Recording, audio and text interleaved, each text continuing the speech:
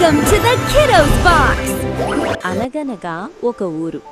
ఆ ఊరి పేరు జంతుపురం. అక్కడ అన్ని జంతువులే నివసించేవి.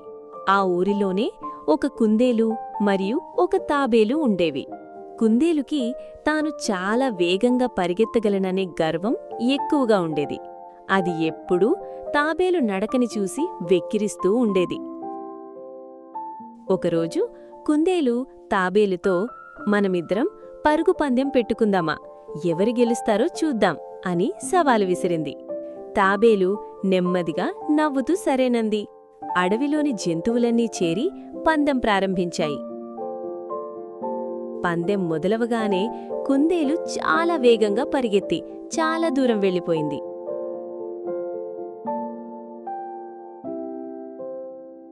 తాబేలు మాత్రం నెమ్మదిగా కానే ఆగకుండా ముందుకు సాగింది. కొంత దూరం వెళ్ళాక కుందేలు వెనక్కి తిరిగి చూసింది. కాని తాబేలు ఎక్కడా కనిపించలేదు.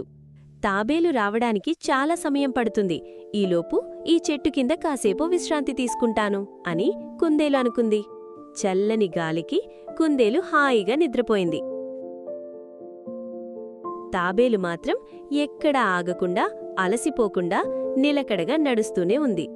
తాబేలు నెమ్మదిగా ముందుకు సాగుతూ కుందేలు నిద్రపోతున్న చోటును దాటేసింది.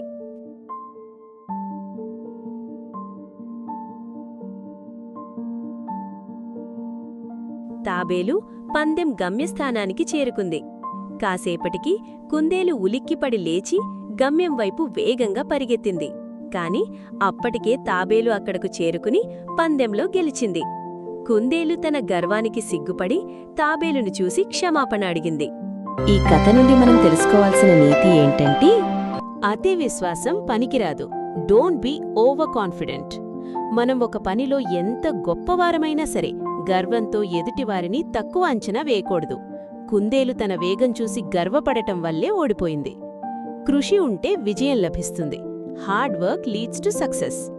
మనం నెమ్మదిగా ఉన్నా పర్వాలేదు, కాని చేసే పనిని ఆపకుండా నిలకడగా చెయ్యాలి. తాబేలు ఆగకుండా నడవటం వల్లే గెలిచింది. పట్టుదలతో ప్రయత్నిస్తే ఎంత కష్టమైన పనైనా సాధించవచ్చు. ఈ కథ మీకు నచ్చిందా?